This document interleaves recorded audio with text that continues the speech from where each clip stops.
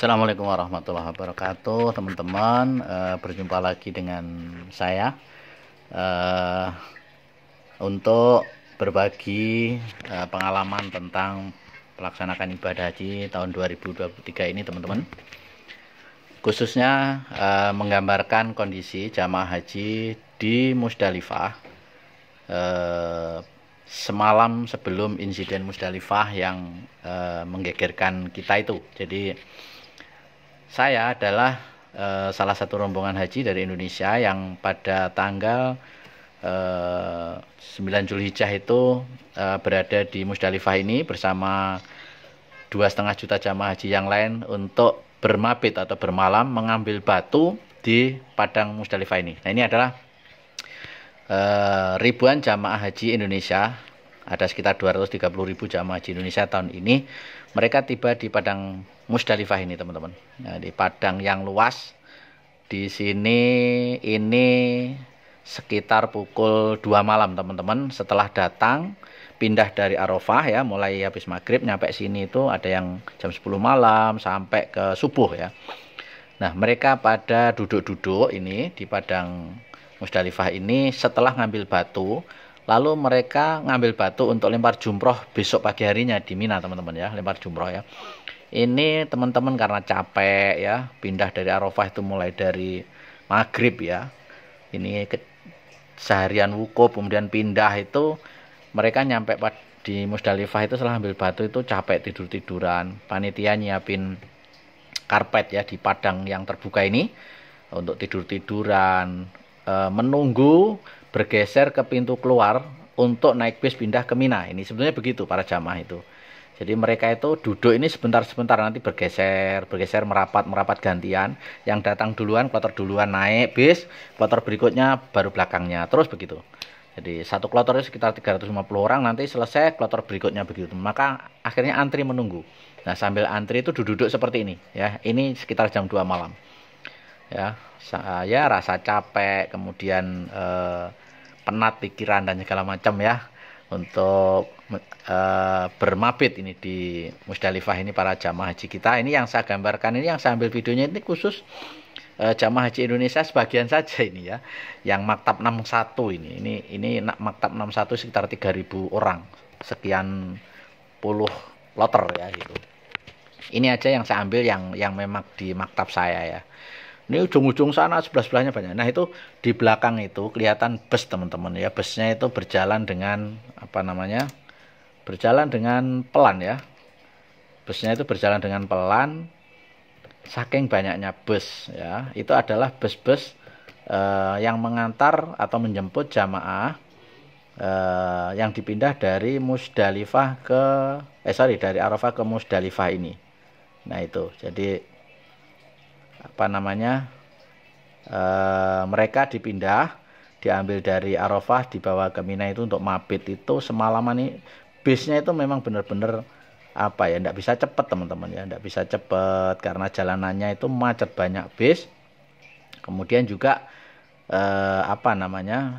banyak jamaah haji dari negara luar itu khususnya mereka pilih jalan kaki dari Arafah ke Musdalifah, itu jalan kaki, sehingga itu memakan badan jalan. Itulah yang membuat bis-bis itu menjadi macet. Ceritanya begitu sebetulnya, penyebabnya bis macet itu begitu. Nah, itu di belakang tuh jamaah itu kelihatan bisnya itu kan berderetan itu di jalan, teman-teman. Itu nurunin orang jamaah yang baru diambil dari Arafah. Nah, setelah turun nanti bisnya itu muter lagi menuju ke Arafah, mengambil jamaah, diantar lagi ke Musdalifah ini, turunkan lagi terus sampai pagi itu. Nah, itu bis itu sudah dempet-dempetan kayak gitu ya, saking banyaknya ya, sehingga membuat bisnya macet, sehingga terjadilah tragedi insiden terlantarnya jamaah haji Indonesia dari ribuan orang yang belum terangkut sampai jam 12 siang. Nah, bayangin teman-teman, ini kondisi malam hari yang saya video ini ya. Itu sebenarnya panas juga, hawanya panas, kemudian berdesak-desakan sama orang juga panas. Itu malam hari, apalagi nanti ini kalau bergeser berdiri ya, berdiri pelan-pelan membawa barang segala macam, tas segala macam masing-masing merapat ke pintu keluar naik bis ke Mina. Itu juga butuh waktu. Berdiri itu bisa sampai 2 jam, 3 jam. Itu yang malam hari saja waktu itu saya ingat ya, jamaah kami itu ada yang istilahnya juga lemas gitu. Ada 3 orang ya, nyaris pingsan itu juga ada. Itu malam hari. Apalagi siang hari ya. Dari insiden Musdalifah itu kan siang hari, jam 12 siang. Bayangin, malam aja kayak gini. Siang itu saya membayangkan ini di Musdalifah itu tidak ada atap. Matahari langsung, panasnya bisa sampai 50 derajat. Sehingga jamaah kondisi belum terangkut sampai jam 12 siang itu wajar kalau akhirnya itu dehidrasi, pingsan dan segala macam waktu itu ya. Karena bisnya nggak datang-datang itu. Nah, disinilah teman-teman, ini malam hari sebelum kejadian insiden Musdalifah itu saya mengambil gambar ini malam hari. Tapi saya kan nggak berpikir paginya ada yang tertinggal ya. Biasanya teman-teman, pergeseran orang dari Musdalifah ke Mina itu selesai sampai pagi lah, mungkin jam 9 sudah selesai. Tahun ini itu tidak selesai karena jumlahnya banyak, jamaah haji sampai 2,5 juta orang. Bisnya itu macet di jalanan karena banyak orang jalan dan bisnya itu berdempetan. Itu di belakang kelihatan bis itu kan tidak bisa jalan cepat. Nah itu, nih para jamaah ya, kondisinya seperti ini, tiduran ya, tiduran capek, menunggu geser lagi menuju ke pinggir gitu. Jadi inilah kondisi atau penampakan jamaah haji Indonesia pada malam harinya sebelum insiden pagi harinya itu. Jadi saya dari situ dan alhamdulillah saya itu di Musdalifah datang jam 10 malam ya, dipindah dari Arafah. Itu lalu mencari batu, lalu persiapan merapat menuju ke pintu keluar itu saja. Itu juga butuh waktu sangat lama. Datang jam 10, saya keluar dari Musdalifah menuju Mina itu kira-kira jam 4, berarti berapa jam tuh? 10, 11, 12, 1, 2, 3, 4, 6 jam juga ya. 6 jam menunggu bis penjemputan itu, 6 jam tuh malam itu. Nah, sehingga sampai akhirnya ada jamaah ribuan yang terlantar yang tidak terangkut sampai siang sehingga kepanasan itu ya, panasan itu. Sebetulnya teman-teman, jarak antara Musdalifah dengan Mina itu menurut informasi cuma sekitar 4-5 kilo. Nah, kalau kita tahu sebetulnya daripada kita menunggu bis kepanasan sampai siang, harusnya jalan kaki saja bisa menuju ke Mina. Jaraknya cuma sekitar katakanlah paling jauh 5 kilo. Dan kondisi malam hari, temannya banyak sebetulnya jalan itu. Terutama jamaah haji dari negara asing itu banyak yang jalan itu. Tapi mungkin kan di antara kita banyak yang nggak tahu ya, belum pengalaman, mungkin ini haji yang pertama. Kemudian itu banyak lansia teman-teman. Jadi haji tahun ini itu 70% lansia. Bahkan tema haji kita adalah haji ramah lansia. Digambarkan oleh Depak itu dari 4 jamaah haji, 3-nya itu lansia tahun ini. Bayangin ya. Nah, kemudian ukuran lansia untuk tahun ini, haji tahun ini itu ukuran lansia itu usia 81 tahun ke atas, teman-teman. Jadi orang jamaah haji usia 80 tahun ke bawah itu dianggap belum lansia. Jadi saking banyaknya usia lansia yang tahun ini ditampung seluruhnya untuk berangkat haji tanpa membatasi usia. Jadi usia paling tua kalau tidak salah ada yang sampai 100 berapa 17 tahun ya, orang Surabaya itu masih diberangkatkan haji, sehingga jumlah usia 81 ke atas itu banyak banget, usia 90 banyak, 100 banyak, itu 85 banyak banget itu. Jadi banyak lansia, sehingga kalau misalnya disuruh jalan kaki ya nggak mampu juga gitu ya. Tapi kalau yang muda daripada kepanasan harusnya bisa jalan kaki itu menuju ke Mina, meninggalkan Musdalifah daripada menunggu bus kemudian terlantar itu. Nah, itu sebetulnya seperti itu teman gambarannya ya, supaya tidak terjadi tragedi itu gitu ya. Nah, saya alhamdulillah setelah subuh sudah pindah, saya nyampe Mina itu ya setelah subuh, kemudian mencari tenda di Mina, mencari tempat di Mina itu ya, saya di situ. Jadi datangnya pagi-pagi baru dapat kabar, dapat video sekitar jam 9 atau jam 10 itu banyak video beredar, masih ribuan jamaah Indonesia yang tertinggal di Musdalifah karena tidak terangkut dan kondisinya banyak yang pingsan waktu itu ya. Nah, itu kondisinya seperti itu. Bahkan digambarkan jamaah yang sempat tertinggal itu, saya tanya waktu di Mina itu, dia nyampe Mina itu terpisah dengan suaminya ya. Tidak tahu suaminya itu waktu di Musdalifah itu mencari tumpangan sendiri-sendiri gitu ya. Jadi jam 12 malam banyak yang kehausan, bapak-bapak itu dikisahkan, diceritakan itu sempat bagaimana caranya mencari air, bapak-bapak itu katanya waktu itu. Karena semua kehausan, mencari air ke sana kemari di Musdalifah tidak dapat juga karena di sana tidak ada pemukiman, teman-teman. Kemudian bapak-bapak itu nyegat bus mana saja, negara manapun yang bisa dicegat untuk mengangkut jamaah Indonesia yang kepanasan itu, busnya pada nggak mau berhenti. Karena itu bus itu memang bukan jatahnya ya. Jadi teman-teman, bus di sana itu musim haji itu udah ditulisi, misalnya maktab berapa, maktab berapa. Kalau maktab 61 busnya itu mengangkut jamaah maktab 61. Kalau maktab lain itu tidak mau, memang bukan jatahnya. Tapi waktu itu bapak mencegat itu, tidak ada yang berhenti. Akhirnya ada polisi-polisi Arab yang tahu jamaah kita kepanasan di sana pada berjatuhan. Polisi atau askar sana itu dengan paksa nyegat bus-bus dari negara lain, bahkan maaf katanya dengan todongan senjata itu supaya sopirnya mau mengangkut gitu. Barulah mau mengangkut diantaranya bus-bus dari jamaah haji dari mana ya, Mesir apa mana itu katanya, yang mengangkut jamaah Indonesia yang terlantar itu. Barulah jam 12 pada terangkut ke Mina itu. Jadi kondisinya seperti itu teman-teman.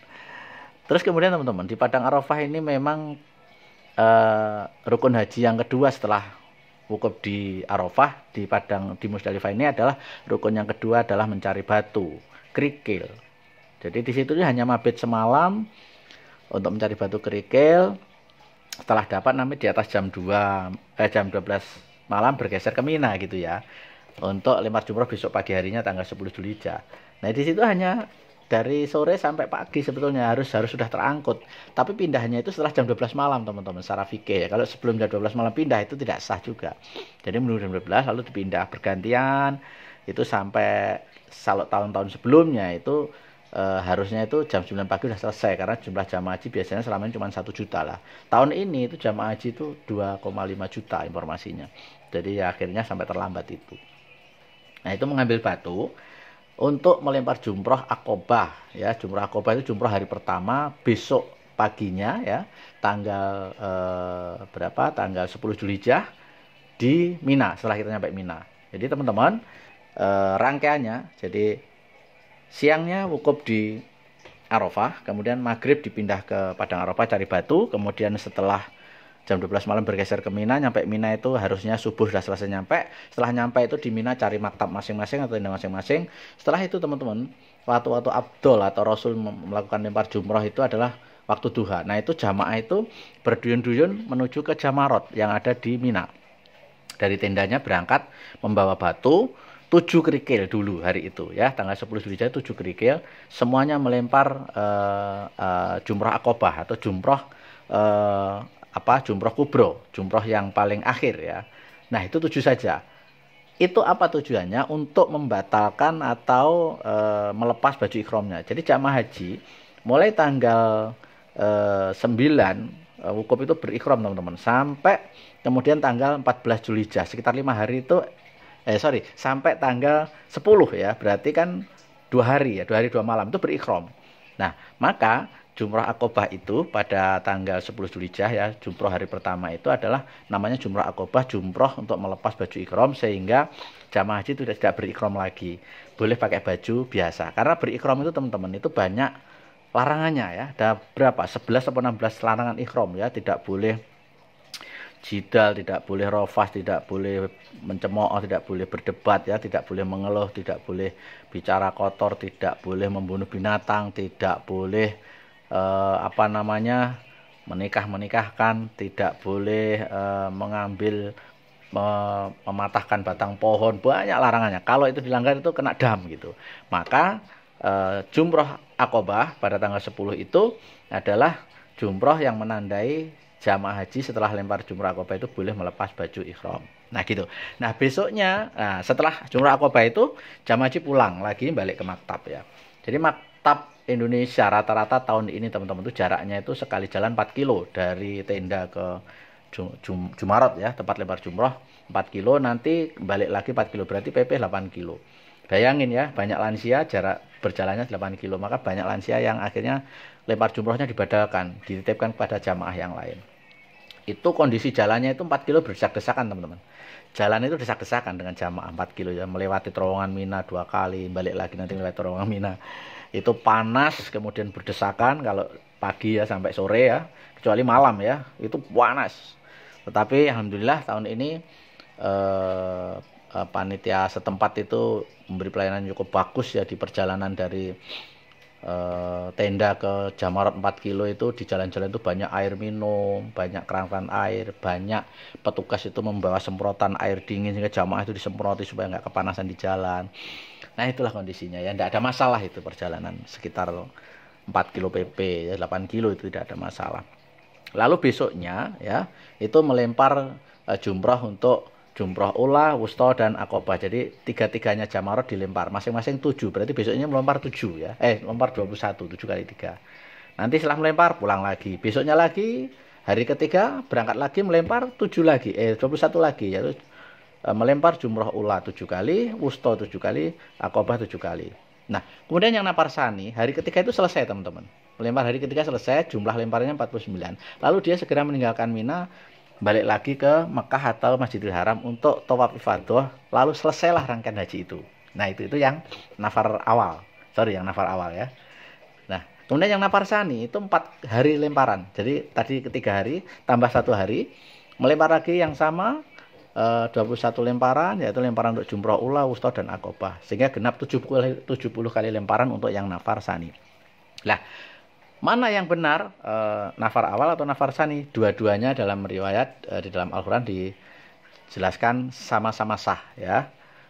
Jadi dikatakan kata Nabi, barang siapa yang ingin segera meninggalkan Mina, 3 hari dia lempar jumroh, dia sah, dan 4 hari juga sah bagi orang yang bertakwa. Jadi sama-sama sah, sama-sama utama. Ini terkait dengan soal fisik, soal kondisi kesehatan, situasi dan macam-macam lah. Nabi itu mungkin waktu itu menyampaikan itu juga karena ada pertanyaan sahabat. Mungkin ya Rasul, ini sudah 3 hari di Mina, kondisinya kok panas, haus, kondisi medannya perjalanan ke Jamarot jauh, boleh nggak kami meninggalkan Mina? Barangkali begitu. Maka Nabi mengatakan bagi yang ingin segera meninggalkan 3 hari sah, 4 hari juga sah. Nah ini tinggal pilihan saja ya, pilihan.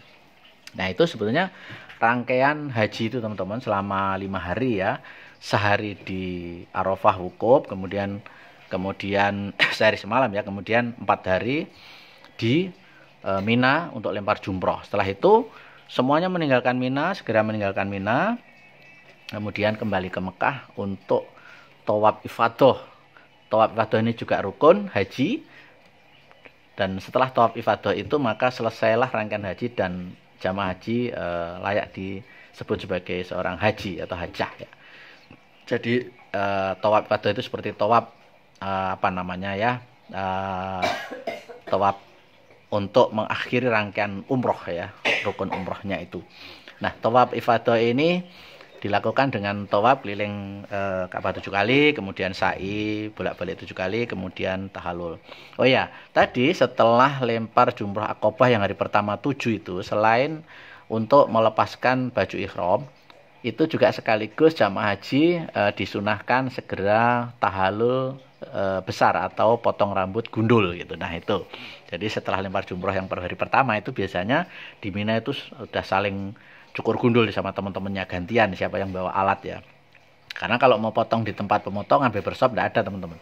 Jadi Mina itu teman-teman itu seperti Arafah, sebuah padang luas yang kalau tidak musim haji ya isinya cuma padang terbuka, isinya tenda-tenda kosong ya. Nah di situ tidak ada pemukiman, tidak ada fasilitas, tidak ada. Nah, ketika musim haji dipakai untuk menginap, bermalam atau bermabit 4 malam jamaah haji seluruh Indonesia. Itu luasnya itu juga mungkin kurang lebih 24 hektar itu ya, Mina itu. Jaraknya dengan Masjidil Haram ya sekitar 5 kilo itu. Itu juga luas dan panas juga ya, panas juga karena di tenda-tenda. Jadi tanah Mina ini juga seperti tanah Arafah yang batasnya sudah ditentukan oleh Nabi waktu itu ya. Batasnya itu sama pemerintah Arab dikasih batas teman-teman, dikasih kayak tembok, tugu gitu-gitu. Barang siapa yang mabit di Mina di luar batas itu ya tidak sah hajinya. Di Arafah juga gitu, di luar batas juga nggak sah. Jadi harus tahu batas-batasnya. Nah tapi selama ini sama panitia sudah disiapkan tendanya di dalam tanah Mina itu gitu ya. Nah itu teman-teman, jadi itu rangkaian haji yang alhamdulillah tahun ini saya berkesempatan mengikuti dan mengamatikan beberapa video sebagai gambaran teman-teman yang mungkin belum pernah haji, supaya menjadi inspirasi ya, menjadi gambaran bahwa penyelenggaraan haji itu seperti itu ya, seperti itu teman-teman. Mudah-mudahan siapapun yang melihat video ini segera Allah panggil dan diberi kesempatan, diberi kemampuan untuk berangkat umroh maupun haji ke Baitullah. Terima kasih. Assalamualaikum warahmatullahi wabarakatuh.